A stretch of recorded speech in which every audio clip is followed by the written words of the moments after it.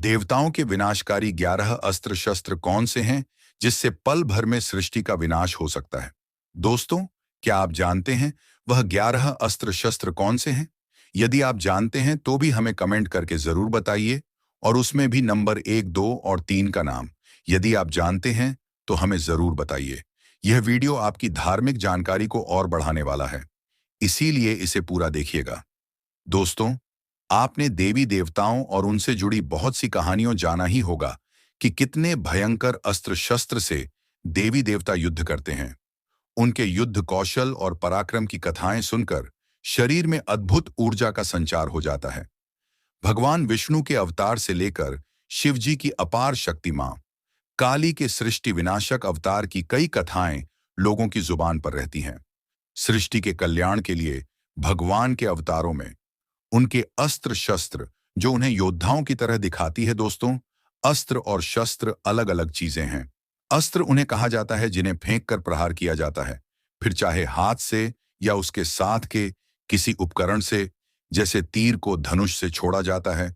और शस्त्र वह है जिन्हें हाथ में लेकर प्रहार किया जाता है, जैसे तलवार, गदा, त्रिशूल, भाला आदि। इस वीडियो के माध्यम से आज हम हिंदू धर्म के सबसे शक्तिशाली अस्त्रों शस्त्रों के बारे में जानकारी प्राप्त करेंगे और उनसे जुड़ी ऐसी कथाएं जानेंगे जो इससे पहले आपने सुनी नहीं होगी या अधूरी सुनी होंगी।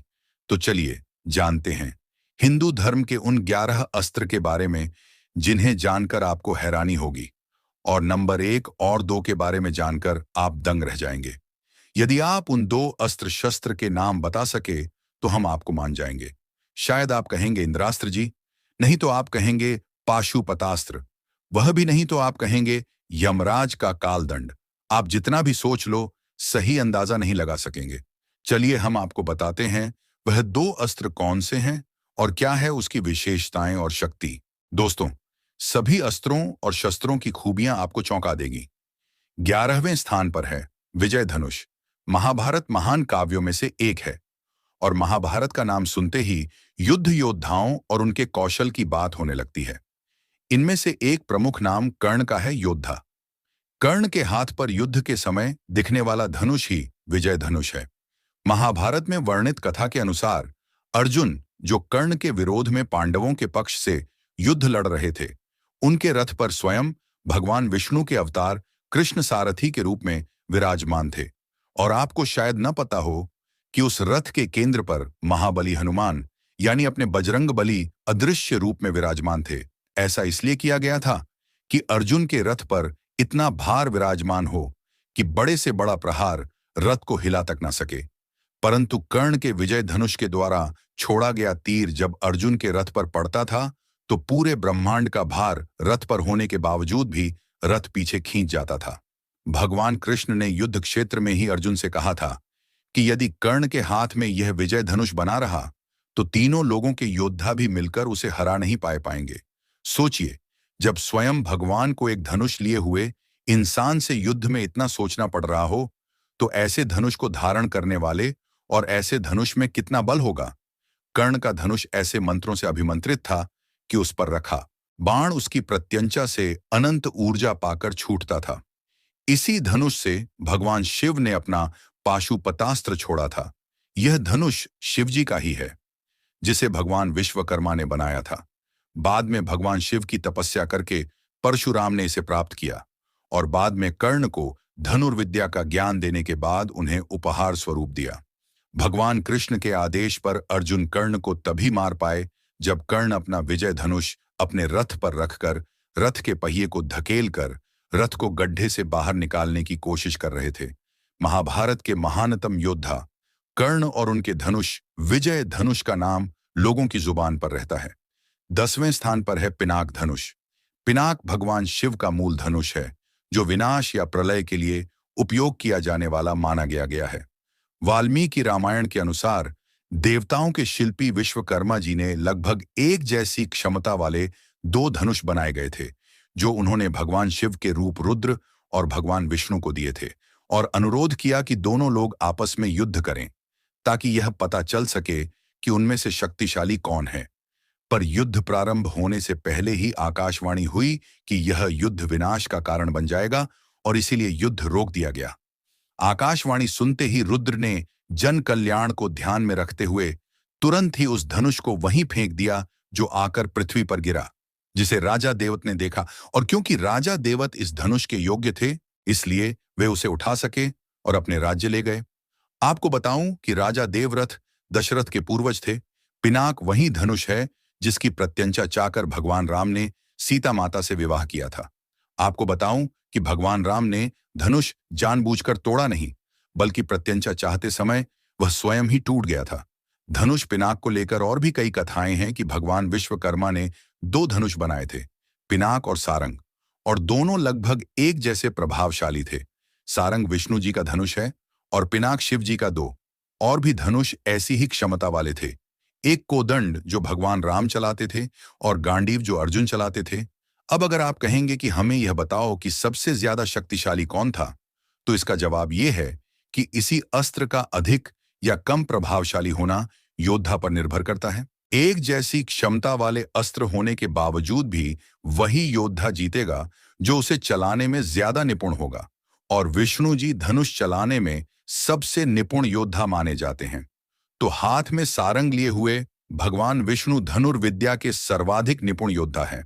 तो आपसे अनुरोध है कि अनंत ऊर्जा रखने वाले ब्रह्मा विष्णु महेश की तुलना कभी मत कीजिए, क्योंकि तीनों एक ही हैं। 9वें स्थान पर आता है कालदंड भगवान यम यानी यमराज, जिन्हें नर्क का शासक कहा जाता है।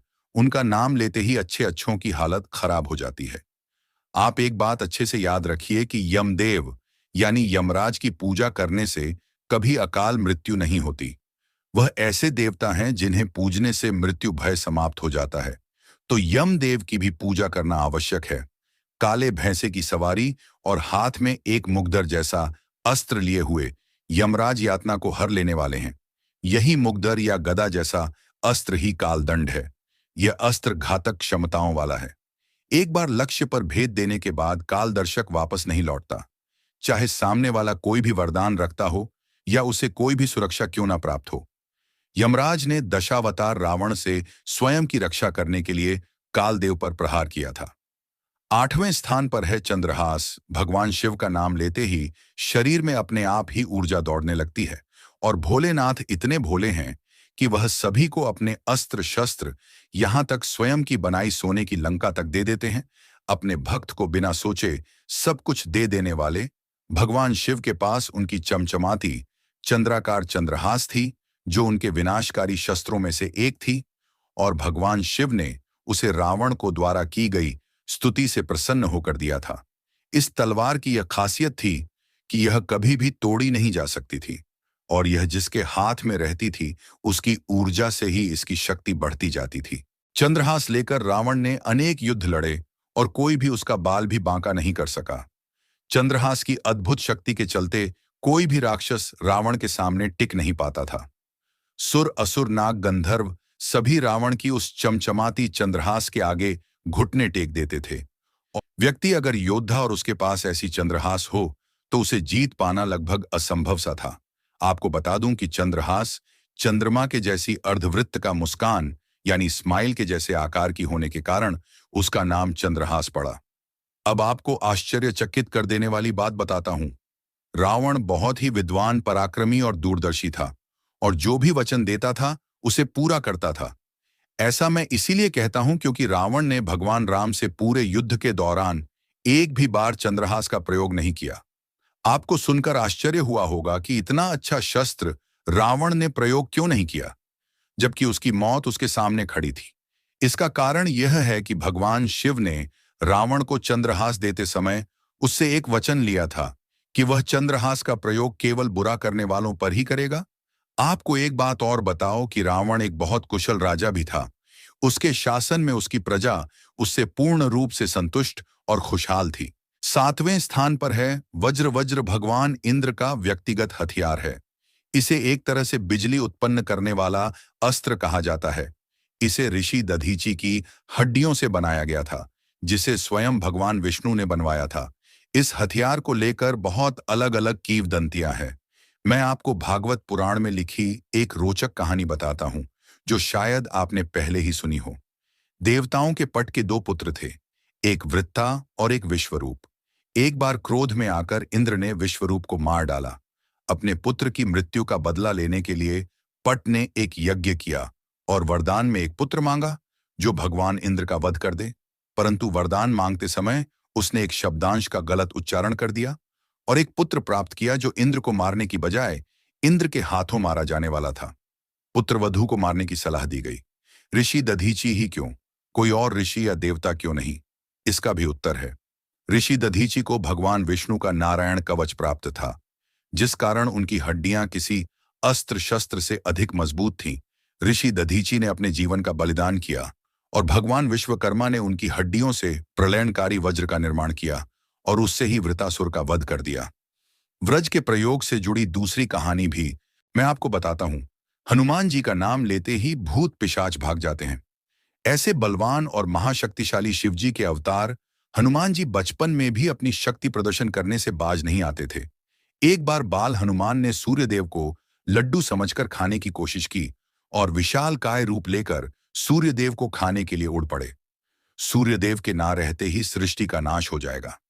इस डर से इंद्रदेव ने हनुमान जी को रोकने के बहुत प्रयास किए, परंतु नटखट बाल हनुमान मानने को ही नहीं तैयार थे। तब इंद्र ने बाल हनुमान पर वज्र से प्रहार किया, पर हनुमान जी तो भाई हनुमान जी ही हैं। वज्र का प्रहार केवल उन्हें कुछ पल के लिए बेहोश ही कर सका। आपको बता दूं कि वज्र प्रहार से हनुमान जी के चेहरे पर चोट आ गई और चेहरा थोड़ा विकृत हो गया और तब से ही मारुति यानी पवन देव के पुत्र हनुमान जी का नाम हनुमान पड़ा। इस घटना से हनुमान जी के पिता पवन देव रुष्ट हो गए। तब इंद्र ने पवन देव से क्षमा मांगी। हनुमान जी को अपने हथियार वज्र से कभी नुकसान न होने का आशीर्वाद दिया। इंद्र का वज्र महाविनाशक और प्रलयकारी था। वज्र को बुराई पर ईश्वर की विजय का प्रतीक माना जाता है। छठे स्थान पर है पाशुपतास्त्र। पाशुपतास्त्र भगवान पशुपति शिवजी का विनाशकारी निजी हथियार है। यह एक तीर के समान है। यह मंत्र शब्द नेत्र या धनुष से छोड़ा जा सकता था। पाशुपतास्त्र एक प्रकार से सृष्टि नष्ट करने की अद्भुत क्षमता रखता था। इस अस्त्र के विरोध में शायद ही कोई अस्त्र काम आता हो। यह अस्त्र अर्जुन, विश्वामित्र और मेघनाथ के पास था। आपको बता दूं कि पाशुपतास्त्र देवी काली का भी अस्त्र है। यह हिंदू पौराणिक कथाओं के सबसे प्रबल अस्त्रों में से एक है। अर्जुन ने पूरे युद्ध के दौरान इस अस्त्र का प्रयोग नहीं किया था, क्योंकि इसके प्रयोग मात्र से धरती पर प्रलय आ जानी थी। ऐसा कहा जाता है कि अर्जुन ने भगवान शिव की घोर तपस्या की और इस अस्त्र को प्राप्त करना चाहा। एक सुअर वेश में राक्षस अर्जुन को मारने के उद्देश्य से अर्जुन की ओर दौड़ता आ रहा था। अर्जुन को तपस्या में लीन पाकर भगवान शिव किरात का वेश लेकर सुअर रूपी राक्षस को मारने के लिए तीर चलाते हैं और उसी समय अर्जुन भी आत्मरक्षा में तीर चला देते हैं। सुअर रूपी राक्षस वहीं धराशायी हो जाता है। इतने में ही किरात अवतार में भगवान शिव आकर कहते हैं कि उस सुअर रूपी राक्षस को उनके तीर ने पहले मारा है। बाद में अर्जुन का तीर उसे लगा है, पर अर्जुन का कहना था कि अर्जुन ने उसे पहले मारा है। दोनों में बहस होते होते युद्ध होने लगा। अर्जुन सारे प्रयत्न कर चुके थे, परंतु महादेव के आगे उनकी एक नहीं चली और अर्जुन भगवान शिव से ही मदद की गुहार लगाने लगे। किरात रूप में भगवान शिव अपने वास्तविक रूप में पुनः आ गए और अर्जुन से बोले कि अर्जुन ने उन्हें युद्ध में हराया, भले ना हो, पर वे आज थकान का अनुभव कर रहे हैं। वे अर्जुन की तपस्या और अर्जुन के युद्ध कौशल से बहुत खुश हैं और खुश होकर अर्जुन को पाशुपतास्त्र दे देते हैं। बहुत से लोगों का कहना है कि अर्जुन कर्ण से कम पराक्रमी थे और उन्होंने धोखे से कर्ण को मारा था, परंतु अर्जुन भी कर्ण जैसे पराक्रमी थे। दोनों में कोई भी एक दूसरे में कम नहीं था। अर्जुन कर्ण को मारने के लिए पाशुपतास्त्र का प्रयोग कर सकते थे, पर उन्होंने भगवान शिव को वचन दिया था कि वह इस अस्त्र का प्रयोग जन कल्याण के लिए करेंगे, अपने स्वार्थ के लिए नहीं। तभी अर्जुन ने कर्ण की विरोध में कभी भी पाशुपतास्त्र का प्रयोग नहीं किया। पांचवें स्थान पर है बर्बरीक तीन बाण। यह तीन बाण भी भगवान शिव का सबसे शक्तिशाली अस्त्र है। आपने शायद महाभारत की कथा में बर्बरीक के तीन बाण के बारे में सुना ही होगा। प्रत्येक तीर के अपने गुण थे। पहला तीर उन चीजों या अस्त्रों को चिन्हित कर लेता था जिन्हें तीर चलाने वाला नष्ट करना चाहता था। दूसरा तीर उन्हें चिन्हित करता था जिन्हें नुकसान नहीं पहुंचाना है, और तीसरा तीर छोड़ते ही पहले तीर द्वारा चिन्हित शत्रु मार दिए जाते थे। यह अस्त्र भीम के पौत्र घटोत्कच के पुत्र बर्बरीक को दिए गए थे और घटोत्कच के पुत्र बर्बरीक ने इसे मां सिद्धिरात्रि से प्राप्त किए थे। कृष्ण भगवान जानते थे कि मां सिद्धिरात्रि द्वारा प्राप्त 3 बाण बर्बरीक, अगर पांडव कौरव युद्ध में किसी का साथ देगा तो वह पूरी सेना को अपने इन्हीं 3 बाणों से मार देगा और उसकी ही विजय हो जाएगी जिसके पक्ष में बर्बरीक होगा। भगवान कृष्ण बर्बरीक के 3 तीरों की परीक्षा लेने और उसे युद्ध में भाग ना ले पाने की योजना बनाकर बर्बरीक के समीप पहुंचे। उन्होंने उससे पूछा, युद्ध कितने दिन चलेगा? इस विषय में उन्होंने सभी योद्धाओं से पूछा है। सभी ने 20 से 30 दिनों का समय बताया है। बर्बरीक, तुम्हारा क्या कहना है? बर्बरीक ने कहा, 1 मिनट में मैं अपने 3 बाणों से युद्ध समाप्त कर दूंगा। भगवंत, इतनी अटकलें लगाने की आवश्यकता नहीं है। कृष्ण भगवान ने कहा कि जरा मुझे अपने ने 3 तीरों का कौशल दिखाओ। उन्होंने एक पौधे के पत्तों या परीक्षण करने को कहा और पौधे का एक पत्ता अपने पैर के नीचे दबा लिया। बर्बरीक ने जैसे ही तीसरा बाण चलाया, वह पेड़ के सारे पत्तों को चीरता हुआ भगवान कृष्ण के पैर के समक्ष आ गया। विष्णु रूप भगवान कृष्ण के पैर को ना भेद पाने के कारण मां सिद्धिरात्रि प्रकट हो गई और उन्होंने कहा कि वासुदेव, आपने यह क्या किया है? इससे तो मेरा वरदान झूठा हो जाएगा। भगवान विष्णु ने कहा कि मैं आपका वरदान झूठा नहीं होने दूंगा और उन्होंने पैर हटा लिया। पैर हटाते ही पैर के नीचे के पत्ते को भी उस बाण ने भेद दिया। भगवान विष्णु ने कहा कि बर्बरीक, तुम्हारा तीर मेरे पैर को भेद जरूर नहीं पाया है, परंतु इसने मेरे पैर को इतना कमजोर कर दिया है कि यह मेरे पूरे शरीर के अंगों में सबसे कमजोर हिस्सा होगा और यही मेरे इस देह को त्यागने का कारण बनेगा। आपको पता ही होगा कि भगवान कृष्ण के पैर पर तीर द्वारा मारकर ही भगवान कृष्ण ने देह त्यागी थी। अब कृष्ण भगवान जान चुके थे कि बर्बरीक एकदम सही ही कह रहा है कि वह 1 मिनट में ही युद्ध समाप्त कर देगा। भगवान ने उससे सिर मांग लिया और बर्बरीक ने भगवान को अपना सिर काट कर देने में एक क्षण भी नहीं लगाया। बर्बरीक ने पूरा महाभारत का युद्ध देखने की बात कही। इस पर भगवान कृष्ण ने कटे सर को जीवित रहने का वरदान दिया कि बर्बरीक का कटा सर महाभारत के पूरे युद्ध को देख सके। चौथे स्थान पर है नंदगदा 4 भुजा वाले विष्णु जी के अधिकांश चित्रण में उन्हें एक अजीब सी तलवार ले चित्रित नहीं किया जाता, पर जब 4 से अधिक भुजा के साथ उन्हें चित्रित किया जाता है तो उनके हाथ में तलवार जैसा अस्त्र देखा जा सकता है जिस पर आवरण नहीं है। विष्णु पुराण के अनुसार तलवार ज्ञान का प्रतीक है और उसका आवरण अज्ञान है। एक बार भगवान ब्रह्मा ने सुमेरु पर्वत के शीख पर यज्ञ किया। जिस यज्ञ को करते ही उन्होंने देखा कि एक लोह दैत्य वहां उपस्थित है जिसका बहुत विशाल लोहे का शरीर है और हाथ में विशाल काय मायावी गदा है। भगवान ब्रह्मा को लगा कि यह दैत्य यज्ञ में विघ्न उत्पन्न करेगा। उनके सोचने मात्र से यज्ञ से उनकी इस परेशानी को दूर करने के लिए एक बलवान पुरुष उत्पन्न हुआ जिसका सारे देवता ने स्वागत किया।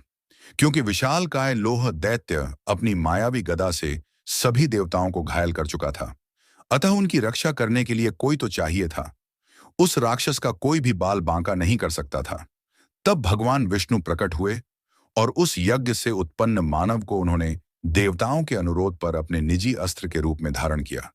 जैसे ही मानव एक म्यान युक्त तलवार के रूप में बदला, भगवान विष्णु ने उसके हत्थे को अपने हाथ से पकड़ लिया। विष्णु भगवान के स्पर्श मात्र की अपार ऊर्जा से वह तलवार नीले रंग के तीव्र प्रकाश से चमकने लगी और उसमें अथांग ऊर्जा का संचार हो गया। उसका हथा रत्नम हो गया और उसकी ऊर्जा से म्यान जी से पुराणों में अज्ञान कहा जाता है। भगवान विष्णु की अनंत ऊर्जा जो नंद का तलवार के स्पर्श मात्र से लोह दैत्य के टुकड़े टुकड़े हो गए, नंद का तलवार को अज्ञान पर ज्ञान का प्रतीक माना जाता है। तीसरे स्थान पर है रुद्र अस्त्र। रुद्र अस्त्र या रुद्रास्त्र एक प्रकार से भगवान शिव के तीसरे नेत्र की प्रचंड ऊर्जा है जिसे 11 रुद्र में से एक ने उत्पन्न किया था। ऐसा कहा जाता है कि यह हथियार एक भीम को बाहर छोड़ता था, जो जीस पर पड़ती थी उसे राख कर देती थी। इस अस्त्र को भगवान शिव ने कर्ण को दिया था। आपको बता दूं, जिस प्रकार कर्ण के पास कवच और कुंडल थे जो उन्हें सूर्य देव ने दिए थे, उसी प्रकार अर्जुन के पास भगवान शिव का दिया हुआ शिव कवच था जिसे पहनकर अर्जुन युद्ध क्षेत्र में आए थे और अर्जुन पर रुद्र अस्त्र का प्रहार कर के कर्ण ने उनके कवच को क्षतिग्रस्त कर दिया था और उससे अर्जुन की पकड़ उनके धनुष गांडीव पर कमजोर हो गई थी। इस अस्त्र में किसी को भी अपने वश में कर सकने की शक्ति थी। जब इस अस्त्र का आवाहन किया जाता था तो पूरे एक रुद्र की शक्ति इसमें समा जाती थी। फिर भयंकर प्रलय आती थी और शत्रु का नाश हो जाता था। रुद्रास्त्र के सम्मुख स्वयं शिव ही खड़े रह सकते थे, क्योंकि रुद्रास्त्र से मुकाबला करने का मतलब भगवान शिव के रूप रुद्र से मुकाबला करना था। इसीलिए संसार के भयंकर अस्त्रों में इसे अत्यंत संहारक माना गया है। दूसरे स्थान पर है सुदर्शन चक्र। भगवान विष्णु की तर्जनी उंगली पर विराजमान सुदर्शन चक्र ब्रह्मांड की सर्वाधिक विनाशकारी शक्तियों में से एक है। पुराणों के अनुसार भगवान विश्वकर्मा अपने पुत्री संजना का विवाह सूर्यदेव से किया था। सूर्यदेव की तीव्र रोशनी और गर्मी के चलते वह सूर्यदेव के निकट नहीं जा पा रही थी। उन्होंने अपने पिता भगवान विश्वकर्मा से इस विषय में शिकायत की। विश्वकर्मा भगवान के आग्रह पर सूर्यदेव ने अपना ताप कम कर लिया और संजना उनसे मिल सकी। ताप कम करने पर जली सूर्य की राख को लेकर भगवान विश्वकर्मा ने 3 चीजें बनाई, जिनमें से तीसरा था पुष्पक विमान, दूसरा सुदर्शन चक्र और पहला कौन सा था वह भी मैं आगे वीडियो में बताऊंगा। सुदर्शन चक्र को लेकर इतनी कथाएं हैं कि बहुत समय लगेगा, पर मैं सुदर्शन चक्र से जुड़ी कुछ कथाएं आपको बता देता हूं। देवी सती द्वारा दक्ष के यज्ञ में स्वयं को समर्पित किए जाने के कारण देवी सती का शरीर वही रह गया। दुखी शिवजी उनके शरीर को ले गए और उस शरीर को देख देख कर और दुखी होने लगे। भगवान विष्णु ने शिवजी के कष्ट को कम करने के लिए देवी सती के सुदर्शन द्वारा 51 टुकड़े करके भारतीय उपमहाद्वीप के अगल अगल हिस्सों में भेज दिए, ताकि शिवजी देवी सती के मृत शरीर को देखकर दुखी न बैठे रहें। इन्हीं 51 टुकड़ों के स्थानों पर 51 शक्तिपीठ बने। महाभारत में जयद्रथ को मारने के लिए कृष्ण अपने सुदर्शन चक्र का प्रयोग करके सूर्यास्त से पहले ही कृत्रिम सूर्यास्त बना देते हैं। जयद्रथ को लगा कि सूर्यास्त हो गया है तो आज का युद्ध विराम हो गया है, और वह उत्साह में सुरक्षा चक्र से बाहर आ गया और तुरंत ही भगवान कृष्ण ने सुदर्शन को वापस अपने पास बुला लिया और अर्जुन ने अपनी प्रतिज्ञा पूरी की और जयद्रथ का वध कर दिया। आपको बता दूं कि सुदर्शन चक्र के चारों ओर एक 108 दांत दुखी हैं। यह ब्रह्मांड का सबसे शक्तिशाली अस्त्र है। पहले स्थान पर है सहार के देवता, गले में नाग धारण करने वाले, देवों के देव महादेव के हाथ में सुशोभित होने वाला त्रिशूल भगवान शिव का अस्त्र। त्रिशूल वर्तमान भूत भविष्य के कष्टों का नाश करने वाला और सबसे शक्तिशाली अस्त्र है। आपको बताऊं, त्रिशूल शिव से नहीं, शंकर से जुड़ा है। दोनों समान हैं, पर तुच्छ सा अंतर है। शंकर देवता है जबकि शिव निराकार हैं, पर दोनों एक ही हैं। शंकर का साकार रूप को ही शिव कहते हैं, जो अनंत है। त्रिशूल शब्द शस्त्र पर उपस्थित 3 नोद शीर्ष से उत्पन्न हुआ है। त्रिशूल के 3 शूल निम्न का प्रतिनिधित्व करते हैं: सरस्वती, लक्ष्मी, काली निर्माण, संचालन, विनाश, वर्तमान, भूत भविष्य, सतरज, तम, स्वर्ग, भू पाताल, इच्छा, क्रिया और ज्ञान। शिवजी का त्रिशूल एक बार में तीनों लोगों को नष्ट करने में सक्षम है। त्रिशूल हमेशा भगवान शिव के दाहिने हाथ यानी राइट हैंड में रहता है। आपको शायद ना पता हो कि त्रिशूल पर नवोग्रहों की स्थिति भी है, जिस कारण ग्रहों की दशा से यह शस्त्र परे है। निचले भाग में राहु और केतु, डमरू वाले भाग में बुध, त्रिशूल के वक्राकार हिस्सों पर शुक्र और बृहस्पति, जबकि त्रिशूल शीर्ष पर दाएं व बाएं शीश पर मंगल व शनि और मध्य में सूर्य विराजमान है। कालों के काल महाकाल भगवान शिव का दिव्य त्रिशूल ही वह पहला शस्त्र है जिसे भगवान विश्वकर्मा ने सूर्यदेव की राख से बनाया था, जिसका जिक्र मैंने अभी कुछ समय पहले किया था। भगवान शिव के त्रिशूल की अनंत शक्ति का सामना करने वाला कोई अस्त्र शस्त्र मौजूद नहीं है। शिवजी का त्रिशूल अस्त्र और शस्त्र दोनों की श्रेणी में आता है। शिवजी के शस्त्र त्रिशूल का सामना तीनों लोकों में कोई नहीं कर सकता, और स्वयं भगवान शिव ही ऐसे हैं जो त्रिशूल का सामना कर सकते हैं। दोस्तों, इस ब्रह्मांड में इसीलिए भगवान शिव के त्रिशूल को सबसे अत्यंत विनाशक अस्त्र माना गया है, जिसके प्रहार से कोई भी नहीं बच सकता। त्रिशूल की नोक पर ही पूरा ब्रह्मांड रखा गया है, ऐसा हमारा मानना है। आप क्या मानते हैं? हमें कमेंट बॉक्स में अवश्य बताएं। दोस्तों, हिंदू धर्म से जुड़े ऐसी रोचक जानकारियां जानने के लिए हमारे इस YouTube चैनल को सब्सक्राइब कीजिए और इसको लाइक करके अपने दोस्तों के साथ शेयर करना ना भूलें। हम मिलते हैं आपसे फिर किसी नई धार्मिक वीडियो में। तब तक के लिए जय श्री राम, जय हनुमान।